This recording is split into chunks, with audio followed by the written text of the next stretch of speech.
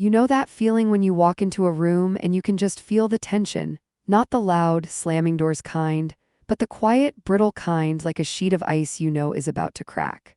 That was Christmas dinner at my parents' house last year. The lights were twinkling, the scent of cinnamon and roasting turkey was thick in the air, and for about 30 glorious minutes I almost believed we were a normal, happy family. Almost. I'm Harper and my sister Chloe is the reigning queen of passive aggression. She's gorgeous, married well, has the perfect house, and views me, a single high school history teacher who drives a 10-year-old car, as a cautionary tale. I always knew she looked down on me, but this night she decided to make her verdict public. This wasn't about the gravy or the presents. This was about power and a single cruel line she dropped right after dessert. "You don't deserve the family name, Harper." She said it with a smile, of course. The kind of smile that belongs on a venomous snake. But what happened next, that's the part that still gives me chills. Because my quiet, old-school grandpa George stood up, cleared his throat, and delivered a history lesson that changed the course of our family forever. It was the night the true meaning of the Caldwell name was finally revealed. The Caldwell name, it's always been more than just a name. It's a legacy. My grandfather, George Caldwell, a retired mechanic who fixed up old Fords for fun, built his entire life on two things: hard work and integrity. He raised my father to believe a man's word was his bond, and that wealth meant nothing without decency. My sister, Chloe, however, took the name and spun it into a different kind of commodity.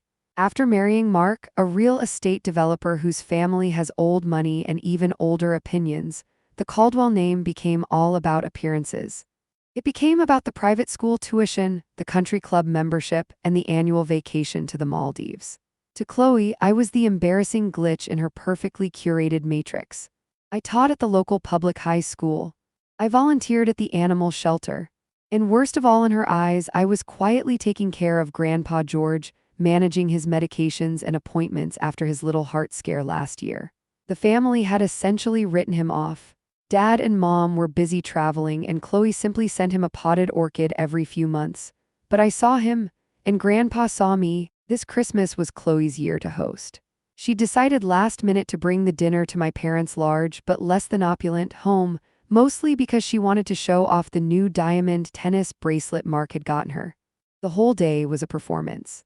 Everything was labeled, from the artisanal cheese board to the specific vintage Cabernet that Mark kept talking about. "Harper, honey, pass me the rolls," Chloe commanded, leaning back in her chair with a sigh that suggested deep spiritual exhaustion. "Did you grade those peasants' papers yet? You know, the ones in your history class?" I just smiled and pushed the basket toward her. "They're called students, Chloe, and yes, they're graded. Learning about the Punic Wars, actually." Mark chuckled, a dry, dismissive sound. "Punic Wars, right. Well, my firm is closing on a new development down on the coast. That's a real war, Harper, million-dollar decisions. Not ancient history. I'm used to it. I've developed a thick skin. For years, I've just been the quiet, accommodating sister, the one who cleans up and asks no questions. I think the only reason I still came to these dinners was for Grandpa. He was sitting at the head of the table, quiet, observing everything over the rim of his bourbon glass. He didn't speak often, but when he did, everyone listened. He was the root of the Caldwell tree, and even Mark, with his fancy suits and expensive watch, knew better than to directly cross the old man. This year, Grandpa had seemed particularly contemplative. When I brought him his plate of turkey, cut into small, easy-to-chew pieces, he patted my hand and gave me a look that spoke volumes. It was gratitude, yes, but it was also a warning. The real tension wasn't just about our different lives. It was about something a little more substantial: the family house. The two-story Victorian on Maple Street where Dad grew up. My parents were planning to sell it and move into a smaller condo closer to the golf course. The proceeds were going to be split between Chloe and me. Chloe wanted the money for an extension on her pool house. I wanted to use my share to finally put a down payment on a small place near the school. The sale had been dragging for months because of a minor zoning issue, an issue Mark had promised to smooth over using his connections. "Speaking of the house," Chloe chirped, suddenly turning the attention back to me. "Mark heard from his attorney. It seems that zoning issue is going to cost us a little extra, maybe $30,000. Mark's graciously offered to cover the cost out of pocket just to speed things up, of course." Mark nodded, puffing out his chest. It's fine, Harper, but since I'm shouldering the expense, I think it's only fair that we take the $30,000 out of your share of the inheritance, just a little legal rebalancing. I stared at him. It was daylight robbery, and they knew it. It was a thinly veiled way to shrink my portion so she could get closer to her pool house money. My parents predictably stayed silent, looking down at their plates. This was the moment the ice cracked. Wait, I said, finally pushing back. Mark, you promised to fix it for free because you wanted the tax write-off, and I already agreed to a lower split since I have no kids. You're trying to fleece me. Chloe laughed, the sound loud and harsh. Oh, please, Harper. Don't be so dramatic. It's $30,000. What are you going to do, buy another 10-year-old Honda? Mark is doing us all a favor. You really think you're in a position to argue over this? You're the one who drives a clunker and teaches history. We're talking about real money, real property, real estate. Honestly, and this is where she went in for the kill, looking me dead in the eye, you don't deserve the family name, Harper. The air left the room. My mother gasped softly. My father shifted uncomfortably. I felt a flush spread up my neck, hot, blinding shame mixed with white-hot fury. I could barely breathe. The moment the words were out, Chloe sat back, taking a triumphant sip of water. She didn't look remorseful. She looked utterly satisfied, like a chess player who had just delivered a checkmate. Mark looked smug. My parents were studying the centerpiece like it held the secrets of the universe. And me. I just stared at her. The fury was gone, replaced by a hollow, profound sadness. It wasn't the money, though that stung. It was the absolute contempt. The casual, smiling dismissal of my entire existence and contribution to our family. I stood up slowly, pushing my chair back. The scraping noise was deafening in the silence. You know what, Chloe? Keep your pool house, I said, my voice barely a whisper but cutting through the tension. Keep your $30,000. I'm done with this conversation. I walked toward the front door, grabbed my coat, and didn't look back. I just needed air. I needed out. I needed to escape the sheer toxicity of that room. But as I reached the entryway, a deep, resonating voice cut across the living room. It was Grandpa George. Sit down, Harper, he commanded. His voice wasn't loud, but it had the authority of a judge who had just heard all the evidence. I paused, hand on the doorknob. He had never raised his voice in a command before. I hesitantly turned and looked back. Grandpa George was slowly getting to his feet. He was frail, his frame thinner than it used to be, but in that moment he looked 10 feet tall. Everyone at the table was staring at him, shocked into silence. My father actually tried to intervene. Dad, please, let's not spoil the evening. It's Christmas. Grandpa merely waved a hand, dismissing my father's concerns. He walked slowly, leaning slightly on his cane until he reached the end of the long mahogany table. He stopped right beside Chloe's chair. Chloe tried to keep her composure, a forced smile pasted on her face. Grandpa, what is it? Did you want another piece of pie? Harper, maybe you could help me get him a piece. Silence, Chloe, Grandpa said, cutting her off instantly. His eyes, usually crinkled and kind, were hard and unyielding. He looked around the table, at Mark, smug and uncomfortable, at my parents, terrified of upsetting the delicate financial balance. And finally, he looked at me, standing in the doorway, clutching my coat like a life raft. He didn't address the zoning issue. He didn't mention the $30,000. He went straight for the heart of the matter, the name. Chloe, you said Harper doesn't deserve the Caldwell name. Tell me, Chloe. What is the Caldwell name? She blinked, confused. It's our family name, Grandpa. It stands for success, for class, for distinction. He shook his head slowly. No, that is the name Mark and his family have bought. It is not the name I earned. He reached into his pocket and pulled out a worn, folded piece of paper. It looked like a deed or some old document. He laid it flat on the table, careful to smooth the creases. In 1948, he began, his voice taking on a narrative quality, almost like the history lesson I teach every day. I was 21 years old. I had nothing but the clothes on my back and a toolkit.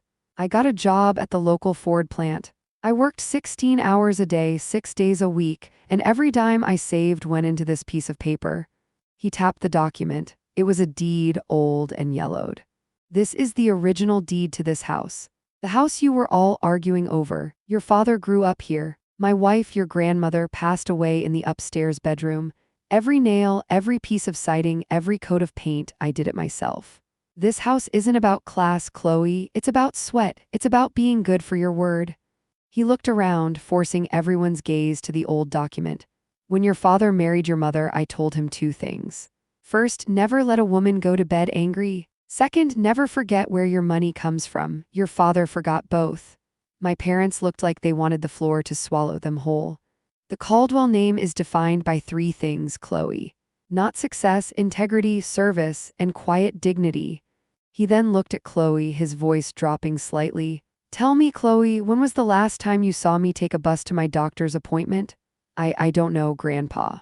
Mark usually drives you, doesn't he? No, Mark drives me when he needs to show off. When I actually need a ride, when I need someone to wait with me for 3 hours or make sure I've taken my meds, who is it, Chloe? Who drives me? He paused, letting the silence scream the answer. He pointed his cane at me, still standing by the door. It's Harper, the girl who drives the clunker, the girl who teaches ancient history. She is the one who puts her life on hold to serve her family. She is the one who carries the true legacy of the Caldwell name. The air was thick with unspoken truths. Chloe's face had gone from triumphant pink to a sickly white. Mark, sensing a catastrophic shift in the balance of power, finally decided to speak up. Grandpa, that's not fair. Chloe sends you flowers, we check in. It's not about who drives you, it's about who has the future. Harper is financially, Grandpa George cut him off mid-sentence. Money is a tool, Mark, it is not character, and you, sir, have no character. He pointed his cane at Mark with a definitive gesture. You tried to steal from Harper $30,000 using legal jargon and a cheap favor. That is what we call thievery in my book. He then turned back to my sister, Chloe. When you said Harper didn't deserve the name, you revealed that you don't understand it. And because you don't understand the Caldwell name, you don't deserve the inheritance that comes with the home built on those values. My father finally found his voice. Dad, what are you saying? The house sale is already planned. The proceeds are split. Grandpa George looked at his son with disappointment. The house is your mother's now, John. You gave it to her when I gave you the deed. But the money is mine to allocate. He tapped the old deed again. I have another document here, a trust I updated last month. It states that the entirety of the proceeds from the sale of this house, after all legal and closing fees, will go to one person. The person who embodies the Caldwell name, the primary caretaker of George Caldwell until the time of his passing. My mother gasped, placing a hand over her mouth. My father looked completely bewildered. Chloe shot up from her seat, knocking over her glass of water. What? Are you serious, Grandpa? You signed the money over to Harper? Chloe shrieked. That's 65% of the value. That's manipulation. That's undue influence? Mark, the lawyer's son, was already fumbling for his phone. That won't stand up in court, George. Undue influence, period. We can contest that trust. Grandpa George looked at Mark with a pitying expression that was somehow more devastating than his anger. Contest it, go ahead. It was signed, witnessed, and notarized by the firm where Mark's own father is a junior partner. I even included a full psychiatric evaluation, stating I was of sound mind, and a sworn statement explaining the intention. He leaned closer, his voice dropping to a conspiratorial whisper only the family could hear. The intention, Mark, is that my granddaughter, Harper, who used her own meager savings to pay for my heart monitoring equipment when your precious insurance delayed the claim, deserves every last penny of this house. He looked at me, a soft, encouraging smile replacing the anger in his eyes. I believe she deserves not just the money but the security, a place where she can finally be the host, not the afterthought. I walked slowly back to the table, completely stunned. Mark and Chloe were in a frantic, whispering argument, their faces closed, their perfect veneer completely shattered. Mark, you have to fix this, my pool house, my friends, Chloe hissed. I told you she was smart, you didn't listen. You pushed too hard, Chloe, Mark whispered back, his own face dark with panic. My father was just staring at Grandpa George, a mixture of awe and terror in his eyes. He finally understood the history lesson.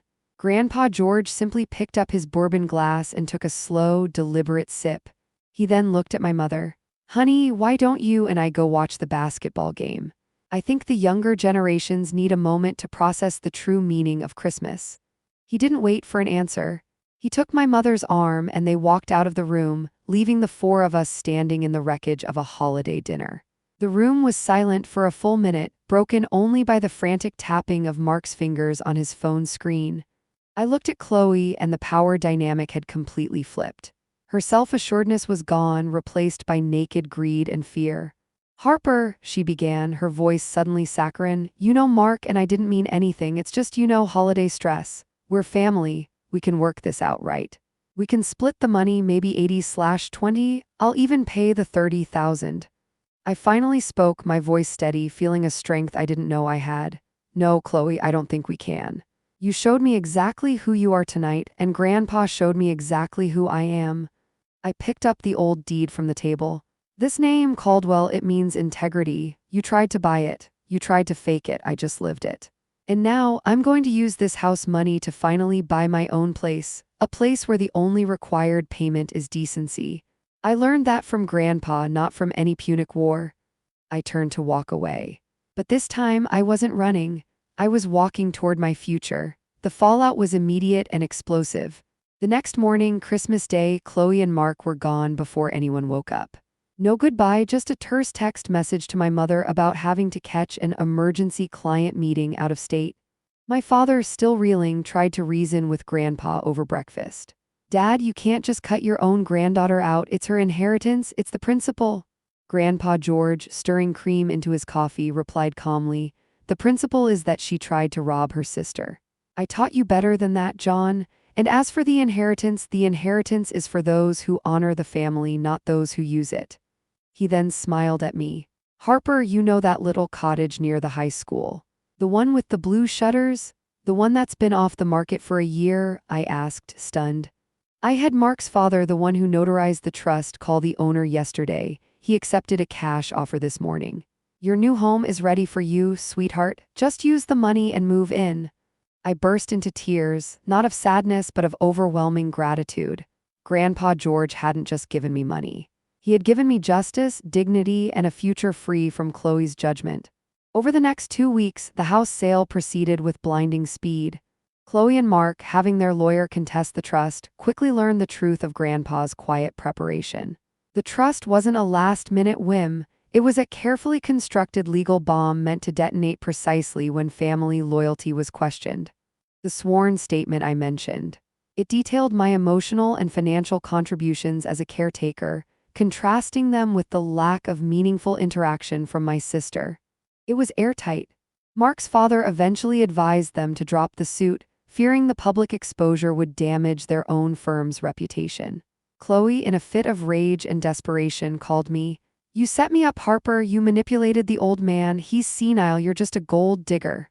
"No, Chloe," I replied, my voice calm. "I didn't set you up. I just showed up for Grandpa when you didn't. You proved his point for him, and I'm not a gold digger. I'm an executor of his integrity. And I will be using all the money to buy a beautiful new home with blue shutters, thank you for asking." I hung up, blocked her number, and never looked back. My parents, surprisingly, were supportive in the end. The shock of having their father stand up to them, and the shame of having to admit he was right about their inaction, was a wake-up call. Dad finally sat down with me and apologized for letting Chloe bully me for all those years. He even offered to help me move, which was his way of showing profound love. The sale closed, and I bought the cottage with the blue shutters. It wasn't the Victorian on Maple Street, but it was mine. The first thing I did was hang the framed picture of Grandpa George and Grandma Rose on the mantel. Grandpa, now living with me in the small guest room he insisted on paying rent for, was happier than I'd ever seen him. He spent his mornings in the sun-drenched living room, tinkering with small motors and drinking his coffee. He still fixed up old Fords, but now he worked in the new 2-car garage I built him. One afternoon, he looked up from his work and saw me struggling to hang a painting. He stood up, steady without his cane, and walked over to me. "You know, Harper," he said, taking the hammer from my hand, "the Caldwell name, it's a good one. It doesn't belong to those who are simply born into it. It belongs to those who carry it forward." He hammered the nail in one precise swing. "You earned this house, Harper, every single inch of it." I smiled. "I know, Grandpa, and I wouldn't trade your integrity for all the money in the world." He squeezed my shoulder. "Good. Because that's the only inheritance that truly matters. Life in the cottage is quiet, peaceful, and honest. I wake up every morning to the sound of Grandpa George tinkering in the garage, the faint, comforting smell of oil and worn leather drifting through the house. I teach my history students, knowing I'm no longer the poor sister but the caretaker of something invaluable. The true Caldwell legacy. My relationship with my parents is better than it's ever been. They visit regularly, often bringing dinner, and my father now asks about my students instead of my salary. They learned a hard lesson, but they learned it. And Chloe? Well, the last I heard, the $30,000 Mark was going to steal from me didn't even cover the foundation for the pool house. Their marriage is reportedly strained, less about the spiritual journey and more about who gets the tax deduction. I'm sure they'll figure it out or buy their way out of it, but they no longer feature in my life. The toxicity has been replaced by peace. I think back to that Christmas dinner, to the sheer audacity of my sister telling me I didn't deserve the family name. At the time, I felt humiliated, erased. But Grandpa George saw it for what it was, a perfect opportunity. He didn't need to yell or argue or fight. He simply needed to reveal the truth. He took the one thing they valued, the house, the money, the symbol of their perceived superiority, and transferred it to the person who deserved it most, according to the original values of the name. His wisdom wasn't in the legal loophole, it was in the moral clarity. He taught us all that legacy isn't inherited, it's earned through action. It's built through consistency, kindness, and showing up when no one else will. It's in the quiet, simple dignity of helping an old man to his doctor, not the loud, performative gesture of sending an expensive, meaningless gift. And the best part? The best part is the irony of it all. They wanted the house and the money to elevate their status, only to find that their greed stripped them of the very thing they valued: the family's respect. The family name, the one they used as a weapon, was ultimately redefined by the very person they tried to shame. I now teach my students about history not just from books, but from my own life.